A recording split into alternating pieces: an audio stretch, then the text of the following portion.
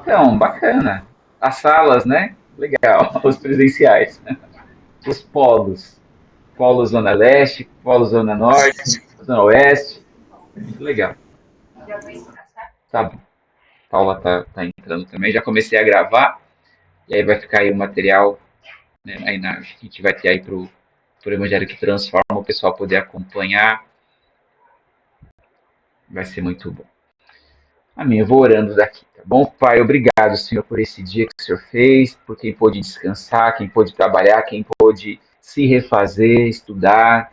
Obrigado por a gente ter essa oportunidade de se reunir, mesmo online, Senhor, a gente falar sobre a Bíblia, aprender mais, fazer descobertas, compartilhar. Peço que o Senhor nos dê sabedoria, nos dê entendimento, nos ajuda, Deus, a nos aprofundarmos, Deus, e sermos maduros e cada vez mais estarmos aptos também para ensinar, para pregar o Evangelho com coragem, ousadia, com conhecimento, Senhor. Que nós possamos estar pautados na verdade, firmados, sim, na rocha, na verdade que é Jesus Cristo. Pai, nos ajuda, assim, Deus, a melhorar, a avançar, Senhor, a aprender cada vez mais, a multiplicar, que seja uma grande bênção para todos nós essa aula e que, mesmo quem assistir depois da gravação, seja edificado, Pai, em nome de Jesus. Amém. Vou compartilhar com vocês o material.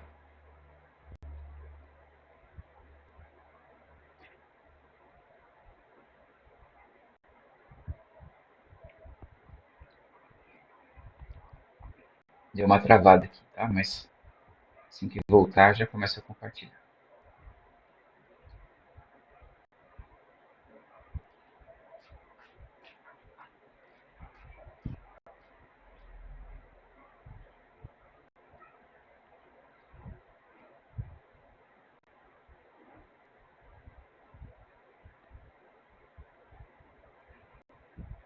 Vocês estão me ouvindo ainda? Sim, Obrigado. Travou aqui a tela? Vamos esperar só um pouquinho.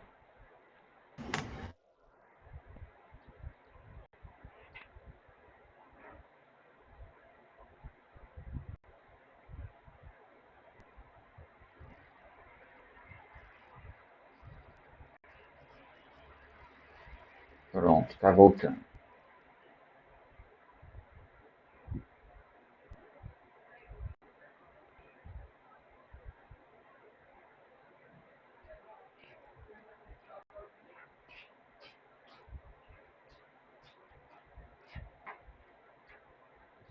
Vocês estão vendo o material? sim. Perfeito. Vamos Sim. lá então. Capítulo 6. A gente fazendo uma breve recapitulação, a gente lembra que no primeiro capítulo a gente entende que é uma mensagem enviada de Deus por meio de Jesus Cristo e também tem como um dos remetentes o Espírito Santo. Né? É deixado bem claro isso para a gente, ele quando fala dos 7 espíritos que estão ali diante de Deus. E também é chamado Jesus de aquele que era, aquele que é e aquele que há de vir. E eu pedi para vocês guardarem isso, vamos continuar guardando isso. Depois é feita uma série de descrições do aspecto de Jesus Cristo que ensinam sobre quem ele é, atributos de Cristo, na imagem que João vê.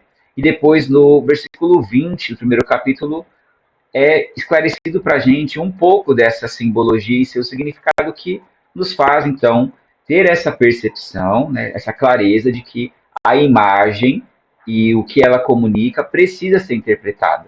Né? O Jesus ele fala para o João: olha, as 7 estrelas que você vê em minha mão são os 7 anjos da igreja, os mensageiros da igreja, e os 7 candelabros são as 7 igrejas. Então a gente já entende que há uma simbologia em cada uma das imagens que a gente vê, cada aspecto da imagem que a gente vê de Cristo.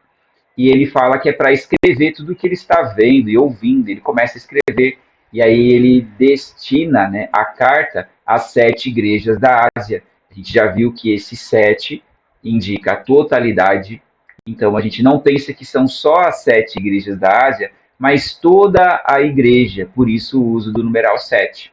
E o numeral 7 vai se repetir várias vezes, né, na hora que fala sobre próprio Espírito Santo, 7 Espíritos de Deus. Quando fala de Cristo, é falado que ele tem 7 olhos, né, que indica que os olhos dele estão em toda a parte. Ele tem essa onisciência, ele sabe tudo o que acontece. E a gente viu também os 7 chifres, que é a onipotência, né, o poder completo, total. Então, a gente aprendeu bastante sobre essa simbologia até aqui em Apocalipse. E aí a gente viu, então, que nos versículos 4, desculpa, nos capítulos 4 e 5, aquele momento em que João ele é chamado, né? Jesus que estava com João ali já no capítulo 1, 2 e 3, no 4 João vê uma porta aberta no céu e ele tem uma revelação do mundo superior, né? Um apocalipse aí de câmara alta, a gente chama. E ali o João ele vai ver o trono e ele usa expressões e formas da natureza para conseguir dizer o que ele vê, porque é algo muito grandioso e poderoso a respeito daquele que está no trono. E a gente tem uma liturgia, né, um culto, uma adoração feita com os 4 seres viventes, que nós aprendemos que eles representam o cosmos, a criação, né, os 4 cantos da terra, né, os 4 pontos cardeais, e a gente tem aí os 4 seres viventes, né, nessa identificação com o cosmos, a natureza, a criação. A gente viu também os 24 anciãos que fazem parte da liturgia e que representam a humanidade. E as miríades de anjos, né? Incontáveis anjos que estão ali também naquela cerimônia e com louvor, com cânticos. E o capítulo 5, o drama é sobre o livro. Quem é digno de abrir o livro e desatar os selos? A gente viu que Jesus é digno de abrir o livro e desatar os selos, porque ele é o Cordeiro de Deus que foi imolado, ele morreu e ressuscitou. E porque ele se entregou dessa forma, morreu e ressuscitou, ele tem toda a autoridade. É uma autoridade aqui que faz todo sentido. Se você já leu O Monge, o Executivo, você viu lá, por exemplo, que até bandido respeita a mãe, porque a mãe que serviu ele desde bebezinho, né? Tem esse apreço pela mãe. Então, a gente entende que a autoridade máxima ela é conquistada no serviço, né? No amor que ele é dado, né? Um amor que você não merece, aí você só tem como retribuir esse amor. Então, por isso que Jesus ele é exaltado, né, pelo cosmos, pela criação, por toda a humanidade, né, a humanidade redimida, né, e também pelos anjos. Ele recebeu o nome que está sobre todo o nome. Ele é digno de abrir o livro e desatar os seus 7 selos. E ele começa, então, agora, naquela cerimônia que a gente viu no capítulo 5, ele começa a abrir o livro, desatar os selos um por um, e entramos no capítulo 6, que são os 7 selos. Na medida que ele vai abrindo esses 7 selos, ele vai desenrolando esse pergaminho, esse livro. E o que são os 7 selos? Né, que a gente entende como sendo o livro também. Eu já comecei a descrever um pouco disso, e quem apoia a gente aqui é o Simon Kistemaker. Ele diz que estes 7 selos descrevem a história do mundo e da igreja. Não é uma sequência de eventos históricos, nem profecia sobre o futuro, o que a gente espera para o futuro, mas é um texto que incorpora desde a ascensão de Cristo até o seu regresso. E vai passar, né, naturalmente, por todos os males que assolam a humanidade e a igreja de Jesus Cristo. Então, a gente entende que esse livro, esse pergaminho, esse rolo e os 7 selos, eles são uma obra, né, de Deus, Deus que entrega para Cristo esse livro, e é Deus que é o autor, ele que tem o poder, ele entrega e Jesus abre. E qual é o mistério de ele abrir? Né? Por quê? Porque está sendo passada a revelação para João e a revelação para a humanidade. Lembra que a gente falou que João chorava muito porque não havia quem abrisse? Porque tudo que eles estavam passando, tudo que a igreja sofria, não seria encontrado sentido. Mas como há revelação, há uma porta aberta no céu, né? A gente tem esse desenrolar, esse sociodrama, então João ele percebe que faz sentido, e aí ele encontra sentido e uma explicação para os sofrimentos. O Pablo Richard, que logo abaixo eu separei para a gente o comentário dele. Hoje diríamos que João realiza uma análise da realidade e da conjuntura histórica, só que com o método apocalíptico, isto é, socioteológico, levando em consideração não somente a realidade empírica, né, que seria aquilo que ele vê, que ele toca, a experiência dele, mas também a realidade espiritual, presente e atuante na mesma história. Então, o que está acontecendo espiritualmente e que reflete na vida de cada um dos seres humanos, em todas as épocas. Então, esse aí é um resuminho aí do primeiro versículo, né, do que a gente tem de explicação. Depois, se alguém não entender isso, que não é fácil mesmo, pode ser um pouco complicado entender, pergunta e a gente esclarece, tá bom? A gente tenta explicar melhor. E o versículo 2: Olhei e diante de mim estava um cavalo branco. Seu cavaleiro empunhava um arco e foi-lhe dada uma coroa. Ele cavalgava como vencedor, determinado a vencer. E aqui é a pergunta do dilema que eu coloquei diante de vocês na semana passada. Só que eu acho que a maioria de vocês acabou não tendo essa doutrina no passado, que dizia que esse cavaleiro no cavalo branco, ele é uma farsa. O que se tem amplamente divulgado é que ele é uma farsa. E eu quero dizer para vocês que tem três principais leituras desse versículo. Tem uma massa que acredita que esse primeiro cavaleiro ele é o falso Cristo, baseado aí numa sobreposição de textos que encaixa o texto de 2 Tessalonicenses em cima desse texto e fala, é o homem da iniquidade, é o falso Cristo. Mas o texto não indica isso. Né? Eu já vou defender isso para vocês daqui a pouquinho. E tem uma outra linha que diz que esse primeiro cavaleiro representa o Império Romano, o Império Romano em sua supremacia da época. Um dos defensores dessa ideia é o próprio Pablo Richard. Ele vai ter uma ideia aqui desses 4 cavaleiros e seus cavalos, de que os 4 representam o Império Romano. E fica uma visão um tanto preterista, né? Uma visão da época, que se enquadra na época. Mas eu fico com o Kistemaker, e os argumentos dele são os melhores. Eu li os argumentos do Richard e do Kistemaker. Eu descarto completamente a visão lá do Cyrus Scofield, aquela ideia de que é uma farsa, é o falso Cristo. Não tem como, não faz nenhum sentido. Também descarto, por lógica, seguindo aqui o conceito, né, a explicação do Kistemaker, ele diz assim, ó, é uma citação indireta, né, não é exatamente essas palavras dele, mas eu mandei para vocês o material dele, né, o PDF, vocês podem ler com calma, mas é assim, é claramente uma referência a Jesus Cristo pela cor branca, que indica a santidade. Ele recebeu uma coroa, no Apocalipse a gente vê, desde lá das cartas, as 7 igrejas, né, que ao vencedor é dado uma coroa. É o próprio Deus quem concede a coroa. E ele é vencedor. E ele recebeu uma missão e a cumprirá. Né? Ele cavalga como vencedor, determinado a vencer. Né? E no Apocalipse, Satanás ele é sempre o perdedor. Em todas as vezes, tudo que ele tenta fazer, ele fracassa. A gente vai ver nas imagens da sequência, né? Desde quando o dragão ele persegue a mulher, o dragão que é claramente Satanás, ele não consegue. Depois, quando ele persegue a criança, ele não consegue de novo. Quando ele luta contra as 2 testemunhas, ele vai perder de novo. Ele sempre perde. Ele é destinado a fracassar.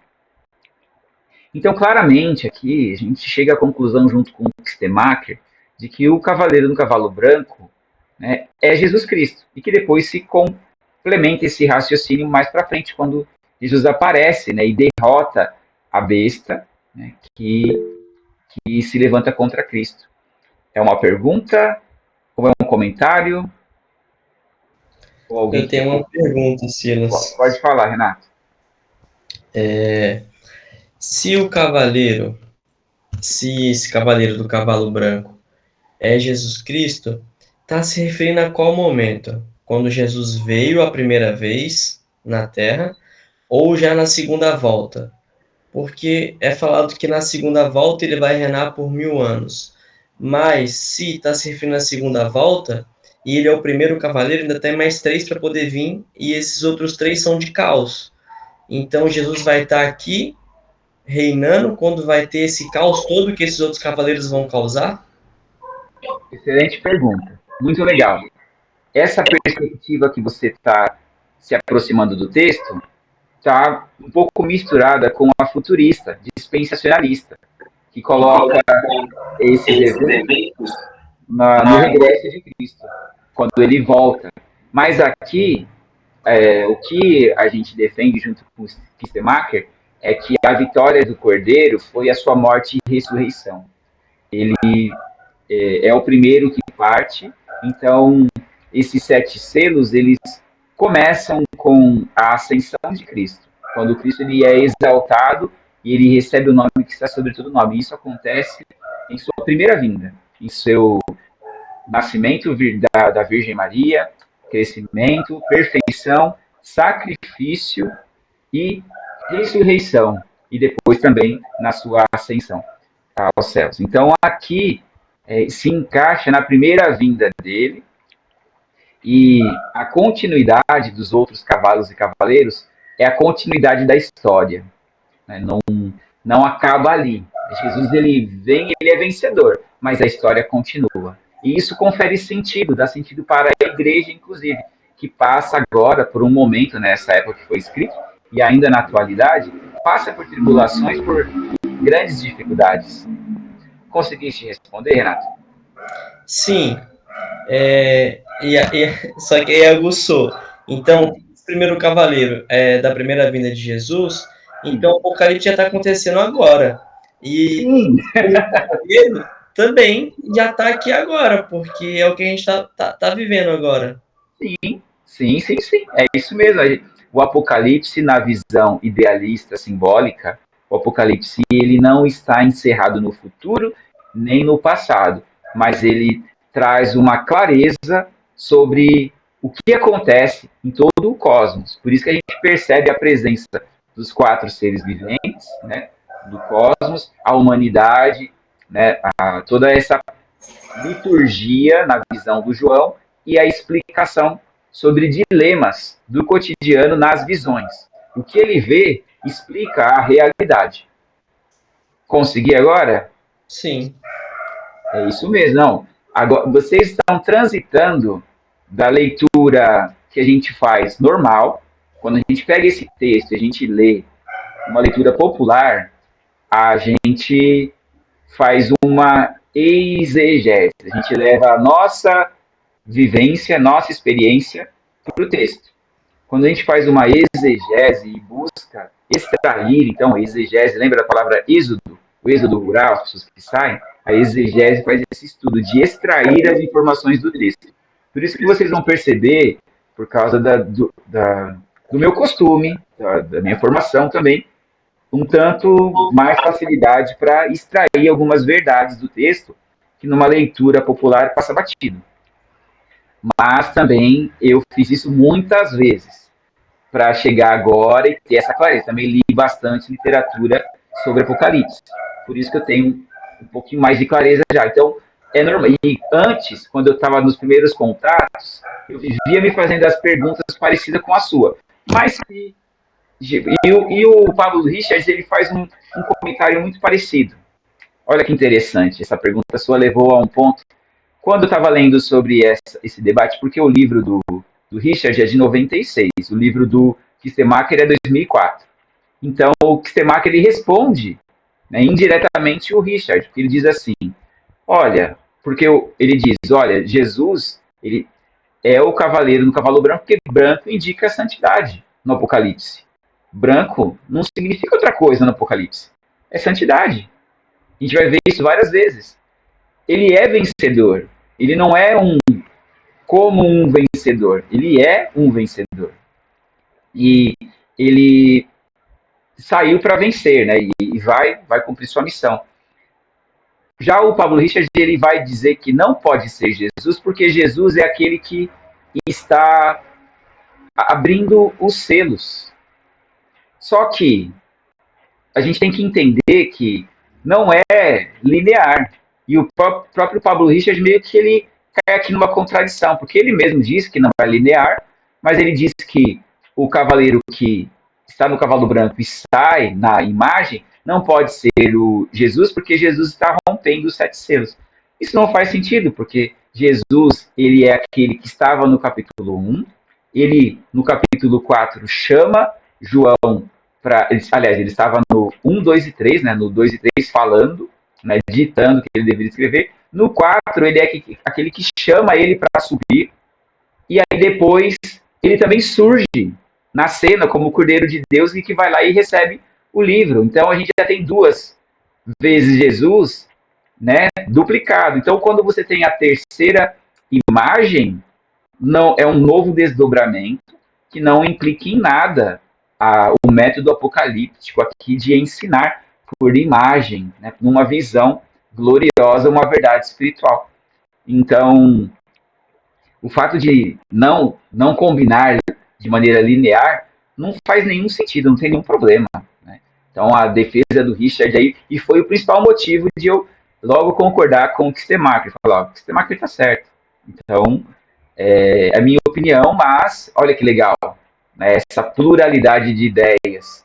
Uma pessoa pega e lê o texto e interpreta, e uma pessoa muito capaz, muito estudiosa, ambos com um amplo conhecimento do grego, idioma original do texto. Mas a gente precisa, né, se debruçar sobre o material, estudar, ler bastante e chegar a uma conclusão. Eu cheguei que o Richard está certo. Desculpa, que o Kistemaker está certo. E o Richard, nesse ponto aqui, eu não concordo com ele. Tá bom? Entendi. Só para concluir, não só o segundo cavaleiro já tá, mas eu acho que todos os outros, né? O terceiro. Só que eu vejo os fatos do segundo como mais forte. Porque a gente está vivendo aqui, né? Mas, por exemplo, se a gente pega a Venezuela alguns anos atrás, você teria, ou até mesmo agora, né? Você teria o terceiro cavaleiro muito mais forte, né? Que é a questão da inflação, você tem que pegar muito dinheiro para conseguir comprar um saco de arroz, por exemplo, algumas coisas nesse sentido, né? E que a gente já passou disso no passado, então... Exatamente. Exatamente. Vamos ver, então, o terceiro aqui. Quando o cordeiro abriu o segundo selo, ouvi o segundo ser vivente dizer, venha. Aqui só um detalhe, 4 cavaleiros indicam, né, os 4 cantos da Terra, também todo o cosmos, tá? Toda a vida. E o 4, então saiu outro cavalo e este era vermelho, que é o que você estava dizendo, né, que nós estamos vendo agora. Seu cavaleiro recebeu poder para tirar a paz da terra e fazer que os homens se matassem uns aos outros, e foi-lhe dado uma grande espada. Bom, esse cavaleiro ele traz consigo a violência, guerras e os sofrimentos decorrentes. A gente não tem como ignorar toda a violência que está expressa em Apocalipse, desde a das cartas, quando falava sobre os mártires, aqueles que já morreram quando ele está sendo escrito. A gente já sabe que eles também já sabiam que estavam mortos Estevão, né, e outros grandes homens, né, de Deus, todos os apóstolos, exceto João. E então a gente tem aí uma clareza de que a morte, a violência já estava aí na época antes de João escrever. Então, se a gente coloca esse cavalo no futuro, a gente está ignorando todas as devastações que aconteceram durante a história da humanidade. Isso não faz nenhum sentido. Então, sim, Renato, o segundo cavaleiro, mas o terceiro e o quarto, tudo isso a gente já percebe, né? Os 4 cavaleiros, eles indicam, né, para a gente essa realidade do cosmos, de como é a vida na Terra. E eu peguei aqui um paralelo de Jeremias, que usa esses mesmos exemplos desses 3 cavalos seguintes. E diz assim em Jeremias 14:12: ainda que jejuem, não escutarei o clamor deles, ainda que ofereçam holocaustos e ofertas de cereal, não os aceitarei, mas os destruirei pela guerra, pela fome e pela peste, que é uma forma de juízo. Né? E também em Jeremias 21:8, novamente esse paralelo, Digam a este povo, assim diz o Senhor, ponha diante de vocês o caminho da vida e o caminho da morte. Todo aquele que ficar nessa cidade morrerá pela espada, pela fome ou pela peste. Então a gente percebe aqui que João ele está transmitindo uma mensagem que está amplamente conectada à realidade bíblica. Né? A história da humanidade, a história de Israel, a história dos cristãos já é repleta dessa violência, da fome, né? A inanição, a falta de alimento, a inflação. Né? A gente vai ver ainda um pouco mais especificamente isso nos próximos cavaleiros. E a morte ou a peste, a palavra que é usada no Apocalipse, Thanatos, ela serve tanto para doença, uma doença que é de devastação, de morte, ou peste, né, ou só morte mesmo. E faz sentido, né? Quando a gente pensa numa praga, numa peste, ela é uma doença que mata milhões, então leva o nome de morte, né? Então, faz todo sentido. E aqui no versículo 5, quando o cordeiro abriu o terceiro selo, ouvi o terceiro ser vivente dizer, venha. Olhei e diante de mim estava um cavalo preto. Seu cavaleiro tinha na mão uma balança, que a balança significa aí o poder econômico. A balança também significa, no nosso contexto, justiça, né? Justiça, justificação. Mas aqui nesse contexto, claramente, ele é entendido como uma questão econômica, porque era como as coisas elas eram comercializadas, usando balanças. Inclusive, é algo que é muito denunciado no profetismo, né, do Antigo Testamento, usar a balança desajustada para prejudicar o pobre, né, o comerciante que enganava os outros, assim, algo que Deus odeia. E aí o versículo 6, então ouvi o que parecia uma voz dentre os 4 seres viventes, dizendo, 1 quilo de trigo por 1 denário, e 3 quilos de cevada por 1 denário, e não danifique o azeite e o vinho. Né? É uma clara falência do sistema econômico, uma inflação terrível, como o Renato já mencionou aí, o que se vive em alguns países na atualidade. É algo realmente horrível, né? A gente tem a referência de Mateus 20, que diz que 1 denário era o equivalente a um dia de trabalho.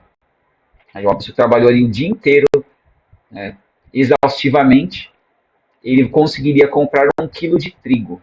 Né? Então, e é 1 quilo de trigo, não 1 quilo de farinha de trigo, tá? É 1 quilo de trigo. Então, é uma inflação absurda, é muito caro um dia trabalhando para conseguir 1 quilo de trigo. É escassez de alimento mesmo. E, consequentemente, a fome. Quando o cordeiro abriu o quarto selo, ouvi a voz do quarto ser vivente dizer, venha. É importante destacar que a ordenação não significa importância. Tá? Então, é, não é que porque um vem depois de outro que um é mais importante. Por exemplo, o cavaleiro da doença não é mais importante, o cavaleiro da morte, o cavaleiro da espada não é mais importante, o cavaleiro da doença. Isso não existe aqui. O numeral 4 é para enfatizar que é um sistema da natureza, um sistema natural, algo que existe no cosmos, algo que tem a ver com tudo que a gente viu até agora de lógica no Apocalipse com o número 4, que indica, né, o mundo habitado, o mundo conhecido.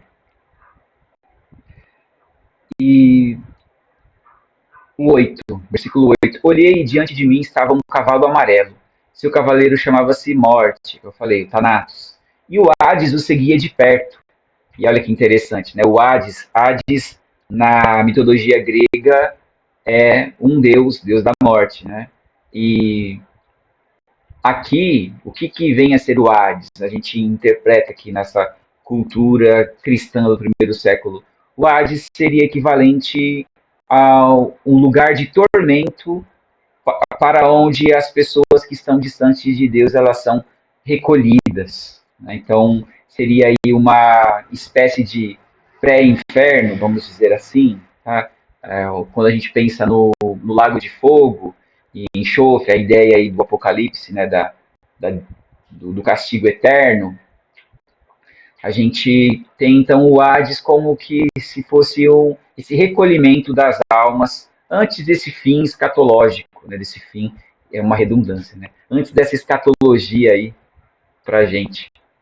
E foi-lhe dado poder sobre 1/4 da terra para matar pela espada, pela fome, por pragas e por meio dos animais selvagens da terra. Tem referências também bíblicas para esses textos aqui, mas eu deixei enfatizado, tem outras, né? Mas eu deixei enfatizado aqui pela espada, pela fome e pelas pragas, que é a mesma fraseologia de Jeremias que a gente viu aqui. Coloquei até na corzinha, para ficar bonitinho. O vermelho, o verde e o azul. Aqui vermelho, verde e azul também. Alguém perguntou? Vou comentar. Eu quero. Eu não entendi a parte do Hades. Certo. O Hades, aqui nesse contexto, ele é diferente de uma ideia que a gente tenha de mitologia grega, que Hades ele é um deus e que ele aprisiona as almas, né, num lugar. Né? Aqui a palavra Hades é usada por causa do idioma do grego, mas é uma ideia cristã, né, de que essas pessoas que morrem longe de Deus, que são castigadas, elas vão para algum lugar. E ainda não é o lago de fogo e enxofre que a gente tem no Apocalipse, né? O castigo eterno. Então, é um lugar onde as pessoas ainda esperam, né? Um recolhimento das almas. É como se ele estivesse dizendo assim, aqui na visão dele. O cavaleiro chamado Thanatos, né? Ou morte, ou a gente pode entender como a praga, a peste, ele vai passando e vai matando, e o Hades vai acompanhando a ele e recolhendo essas almas. Consegui te explicar, filha? Sim, mas esse lugar realmente existe? Sim, nós cremos que existe um lugar assim, porque a gente não tem como fazer nenhum tipo de comprovação do que há no além, né, quando a gente morre. Mas a gente acredita que as pessoas elas ou estão dormindo ou elas estão ativas em algum lugar. Se a gente acreditar que elas estão ativas em algum lugar, esse lugar seria equivalente aí a um Hades, um lugar onde elas estão recolhidas. E outras estariam num lugar chamado o seio de Abraão, que seria o oposto. Quem está distante de Deus e quem está com Deus. Mas existe também a teoria de que todas as pessoas elas estão dormindo, né, estão apagadas, esperando a ressurreição para então serem julgadas. É um tema um pouco complicado. Né? Eu tendo a concordar com a visão de que as pessoas elas dormem quando morrem, ficam apagadas até a ressurreição e então haver o julgamento. Mas isso não é amplamente aceito. Há divergências.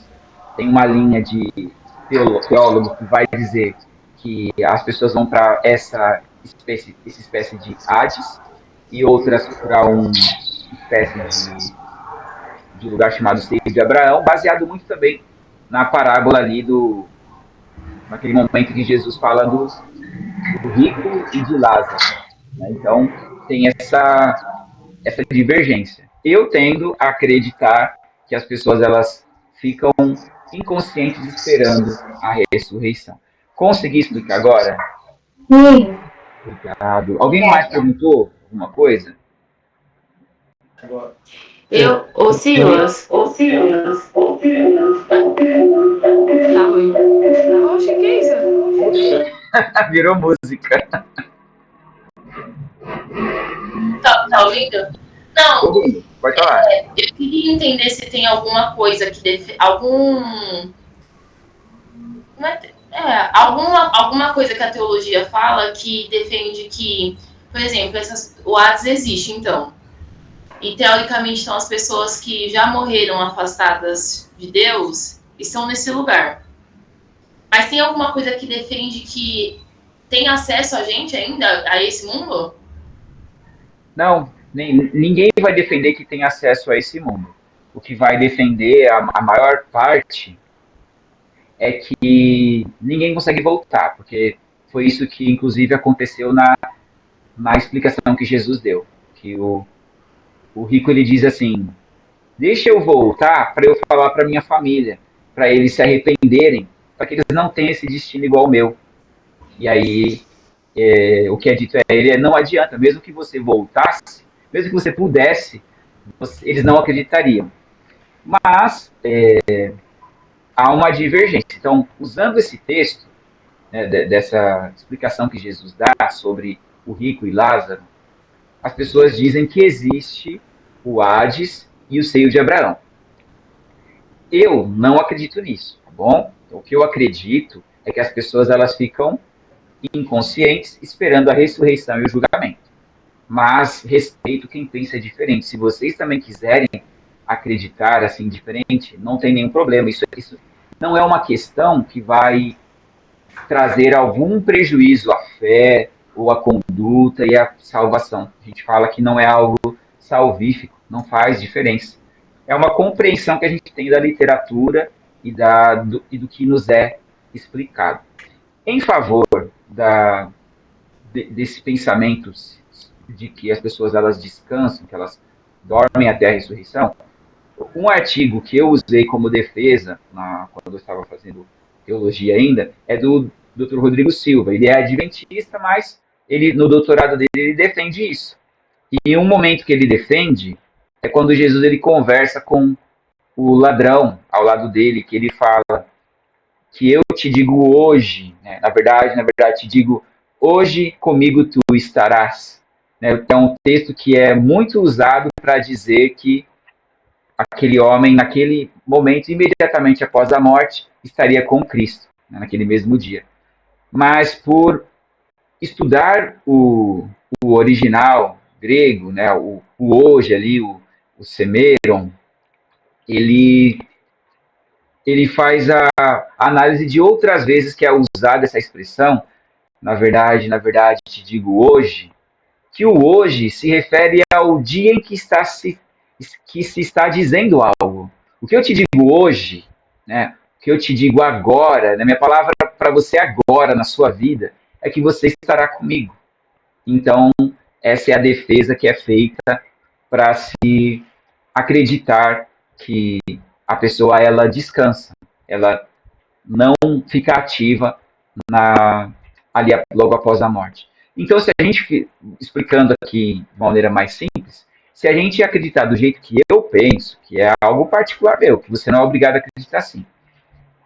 Quando aqui em Apocalipse a gente tem essa fraseologia, a gente pode interpretar que o cavaleiro ele leva à morte e o Hades nada mais é do que uma espécie de sepultura, que é o lugar onde a pessoa ela está dormindo, apagada. Então, não é um lugar espiritual onde a pessoa fica ali sendo pré-atormentada ou algo do tipo, tá bom? E não haveria também um lugar chamado, que seria o seio de Abraão, literalmente. Seria também uma forma de se explicar o além, o tempo após a morte, em que se espera a ressurreição. Isso da maneira que eu acredito. Consegui te responder, Bruna? Porque não é fácil. Se você entendeu, eu consegui explicar. Mas olha, não, eu entendi. Mas entendeu? eu perguntei isso nesse sentido mesmo, porque, assim, na questão tipo, do além, tipo, até de assombração, porque tem. Não, porque eu falo que tem ele fala, às vezes fala que vê as coisas, ou sente quando uma pessoa morreu. E aí, quando você falou dessa. Porque primeiro que a minha cabeça explodiu com a pergunta do Renato. Uhum. E até então, eu não pensava tipo, em Apocalipse desse jeito, de que para mim, Apocalipse eu associava tipo, somente ao fim do mundo e que, assim, quando fosse acontecer, aconteceria alguma coisa, algum fenômeno, e aconteceria tudo isso. Por mais que hoje em dia a gente pegue e fale assim, nossa, é os fins dos tempos mesmo, porque está acontecendo isso, a gente vê que realmente hoje em dia no mundo acontece muita coisa que já está escrito. Só que eu nunca tinha olhado para Apocalipse dessa forma. Sim. E aí, uma das visões que eu já tive de Apocalipse, que assim, na verdade foi o que eu aprendi, né, que que eu fui ensinado que quando a gente morre é sobre isso que você falou. Mas eu nunca tinha ouvido falar dessa questão do Hades, que quando a gente morre todo mundo ficava, né, dormindo, né? E aí que quando Jesus voltasse, terá o julgamento, e aí, teoricamente, é aquilo, né? Você fica com Deus ou você vai pro inferno. Isso, a danação eterna. Sim. Obrigada. Obrigado, Bruna. É isso, a maioria das pessoas não tem essa clareza sobre Apocalipse e tem mais provocações para eu fazer mais para frente para vocês que vão ser muito interessantes. E há um detalhe sobre a morte de um quarto, né, da vida. Não tem uma grande razão para ser um quarto. Tá? Não é um capricho de ser um numeral ali de 25%.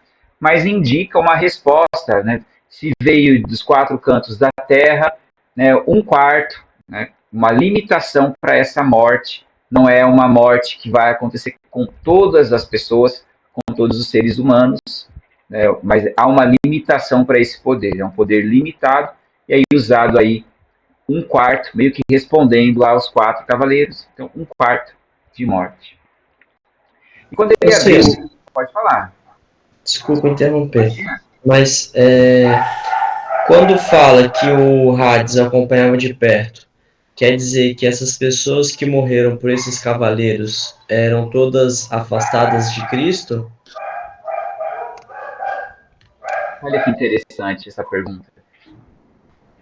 Se a gente pensar que nesse momento o texto está se referindo a juízo, sim, né, como um castigo para a humanidade distante de Deus. Se a gente pensar nesses cavaleiros como o Império Romano, aí a visão muda de forma. Né? É mais um motivo para eu tender a concordar com o Kistemacher, porque ele coloca como o juízo, né, de Deus e que vai concordar com o que a gente viu em Jeremias, por exemplo, e que vem juízo e vem o Hades recolhendo essas pessoas, né, a sepultura, a morte. Então, o texto está se referindo aos que são castigados por causa do pecado, tá? E não as pessoas que morrem por causa da opressão. A gente vai perceber que, até aqui, o texto está dando ênfase para os rebeldes, para os que se afastaram de Deus. E é aonde o texto ele vai concluir. E vai haver um momento em que vai falar dos santos, dos remidos. Então, aqui o que o texto indica para nós é que até agora, todos esses que morrem não é a comunidade dos oprimidos, dos perseguidos, mas é o dos que estão assolados. Esses cavalos, então, são cavalos que trazem juízo. Porque aí nos traz esperança, né? Isso, exatamente. A gente não vai ser atingido por isso. Sim, sim. E mesmo quando a gente é assolado por violência ou por doença e outros dilemas da vida, o nosso lugar é outro. Né? A gente entende como, ao mesmo tempo que o sol nasce para todos, né, a gente encara também esses dilemas junto com Deus. Mas aí já não é a crença de que é um castigo de Deus. A crença é de que faz parte da vida. É que aqui no Apocalipse, a gente está vendo a história da humanidade e da igreja sendo descrita. E não tem uma ênfase até aqui nos santos. A ênfase ainda está no juízo, mas vai ter um momento de ênfase nos santos. E aí vai ficar mais claro para a gente como o João ele faz uma parte do texto, né, a visão e a mensagem, ela vai para um e depois vai para outro. E é agora mesmo. Quando abriu o quinto selo, vi debaixo do altar as almas daqueles que haviam sido mortos por causa da palavra de Deus e do testemunho que deram. Então, a gente viu até aqui as devastações, né, e o que foi assolação.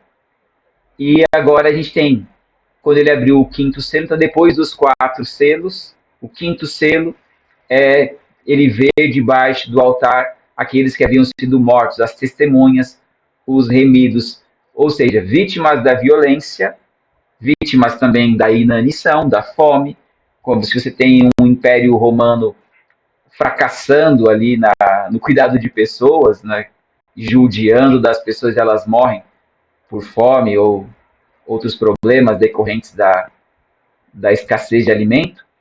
Essas pessoas, eles são comunidade dos oprimidos, né? E são esses que são os que, por causa da palavra, do testemunho que deram, eles são os que são recompensados, vão ser recompensados, tá? E eles, no versículo 10, e eles clamavam em alta voz: até quando, ó soberano, santo e verdadeiro, esperarás para julgar os habitantes da terra e vingar o nosso sangue? E aqui, nesse texto, a gente encontra, nesse versículo, alguns ecos por toda a Bíblia, na verdade, a gente tem esses ecos aqui em Deuteronômio, né, logo no comecinho: a mim pertence a vingança e a retribuição no devido tempo. No devido tempo os pés deles escorregarão. Depois no Salmo 79, 10, porque as nações haverão de dizer onde está o Deus deles? Diante dos nossos olhos, mostra às nações a tua vingança pelo sangue dos teus servos. E aí o Lucas 18, 7, acaso Deus não fará justiça aos seus escolhidos?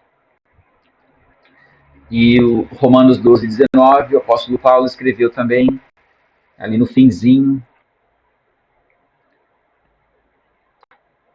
minha é a vingança, eu retribuirei, diz o Senhor. Romanos 12, 19. E ainda falando sobre esses mártires, então cada um deles recebeu uma veste branca, de novo, né? O branco que indica aí essa santidade, pureza, separação do pecado. E foi-lhes dito que esperassem um pouco mais, até que se completasse o número dos seus conservos, né, irmãos, que deveriam ser mortos como eles. Então, eles clamaram aqui, pedindo, né, até quando? Né? E a gente vê um pouco da angústia do João e dos contemporâneos dele, vendo a injustiça, a maldade no mundo. Ele fala: até quando isso vai acontecer? Isso tem lá em Abacuque, né, no profetismo tem bastante disso. E a resposta que vem para eles é: esperem mais um pouco. Né? E aí mais um pouco a gente tende a pensar que é pouco tempo. E na nossa mentalidade, mais um pouco não é tão simples assim, né? Mais um pouco. Eu prefiro entender que é mais a sutileza, né? Ou uma gentil sutileza de quem vai falar para alguém que está angustiado, pedindo por justiça e que quer que aconteça logo a vinda do reino de Deus e a consumação de tudo, de todas as coisas, né? Na angústia de quem sofre. E aí quem responde que requer mais tempo, não fala assim de uma maneira abrupta, né? Espera, não é agora, né? Eu que sei. Poderia ser todo esse tipo de resposta, mas é uma resposta sutil dizendo: aguenta mais um pouco, espera um pouco mais, né? Então eu gosto dessa interpretação, acho que faz mais sentido. Se a gente quiser delimitar, dizer que um pouco tinha que ser 500 anos, um pouco tinha que ser 5 anos, um pouco tinha que ser 1000 anos. O próprio Cristo, quando foi perguntado a ele sobre quando as coisas deveriam acontecer, lá em Mateus 24, ele disse que ele não sabia. Então, como que nós vamos querer dizer, né? Então, acho que esse um pouco mais é uma forma... Olha, aguenta mais um pouco.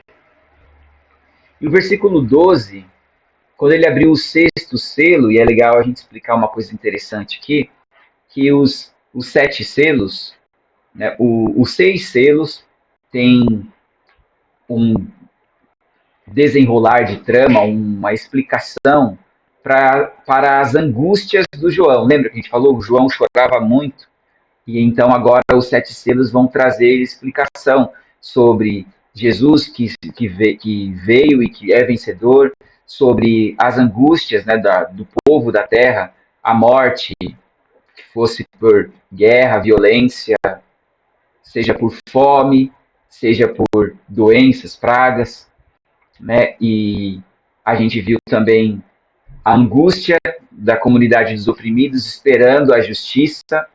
Aí o sexto selo é um cataclisma, é, é um desfecho, porque o sétimo selo, ele vai ser... Lembra quando você abre você tem 7 janelas lá no seu Windows, nos diretórios, aí você... Cada uma das janelas, elas abrem e lá dentro tem um PDF. Quando você abrir a sétima janela, ela abre mais 7 janelas. Não tem ainda ali os 7 arquivos, mas tem mais 7 janelas para você abrir, que vão ser as 7 trombetas. Então, o sétimo selo vai abrir, vai desencadear as 7 trombetas. Mas deixa para a aula que vem a gente falar das 7 trombetas. Por enquanto, o último selo que a gente vê hoje, que é o sexto, que ele diz assim: observei quando ele abriu o sexto selo, houve um grande terremoto. O sol ficou escuro como o tecido de crina negra. Toda a lua tornou-se vermelha como sangue.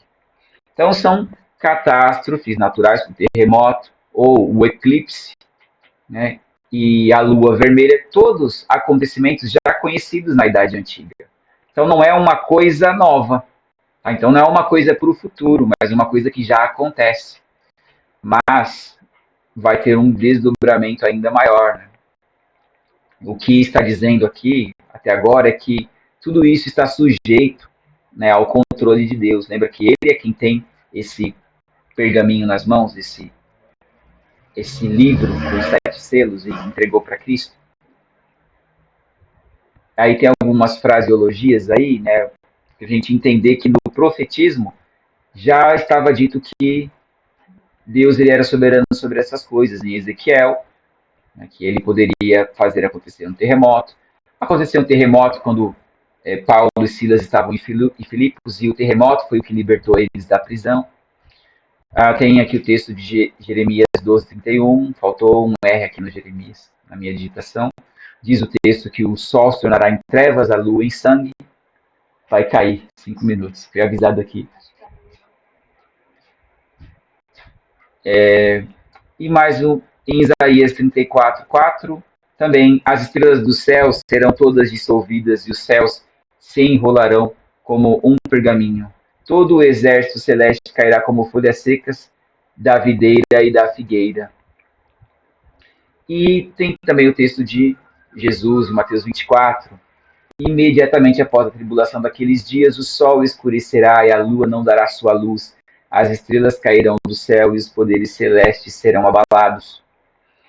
Então, o que a gente tem aqui é que, por essa familiaridade com todos esses textos escatológicos do fim, é que é uma conclusão das profecias bíblicas. João ele se apropria desses textos de profecias bíblicas para explicar a visão e a consumação, né? E essa é a forma de comunicação que João ele tem para explicar o que acontece no fim. Ele escreveu assim: e as estrelas do céu caíram sobre a terra como figos verdes caem da figueira quando sacudidos por um vento forte. É o versículo 13.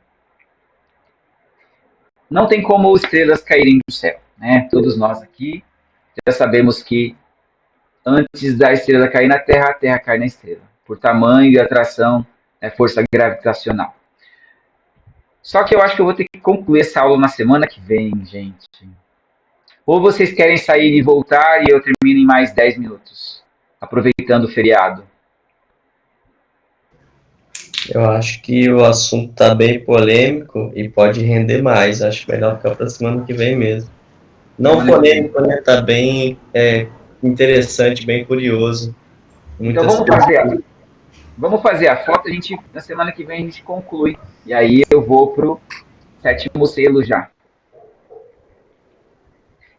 Tem alguma pergunta que alguém fez agora aqui? Vou parar de compartilhar. Pode falar, Lê. Sem querer. Foi sem querer. Ah, tá. Sem problema. Vamos fazer a foto, então. Na semana que vem a gente conclui. Vamos. A Bia vai abrir? Vai, ela foi lá com a Letícia. Ah. Uhum. 2 e... Foi. Show. É isso, gente. Já vai cair. Ô, Lili, apresenta a sua cunhada.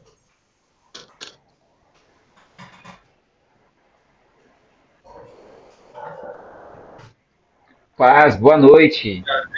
É a Beatriz. Olá. Bem-vinda à nossa turma, Beatriz. Sempre que você quiser participar, é muito bem-vinda, viu? Obrigada. Tá feita Eu a tô foto, curiosa Renato? pra próxima aula. Oi? Tô curiosa pra próxima aula. Eu também. É muito. Apocalipse é fascinante. E fez a foto, Renato? Filha, tá lá no grupo. Obrigado. Maravilha.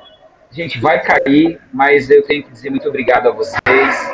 Né? Estejam em oração, nessa é uma época que a gente tem que orar bastante. E quinta-feira temos o nosso grupo de oração. Um bom feriado amanhã, né? Quem trabalha, bom trabalho. Quem não trabalha amanhã? Amanhã eu trabalho. Então, Deus abençoe, vai com Deus. Cuidado na cidade, né? Uma loucura essa cidade. Obrigada. Olha, eu sou a única da igreja que vai trabalhar amanhã, né? O resto vai estar tudo em casa, né? Ó, o Elielton também, ó. É à noite, só eu que vou acordar cedo. Mas é amanhã? Bom trabalho, mãe. Deus abençoe, gente. Obrigada. Obrigado, Tchau. viu? Boa semana, tchau. Até quinta. Tchau.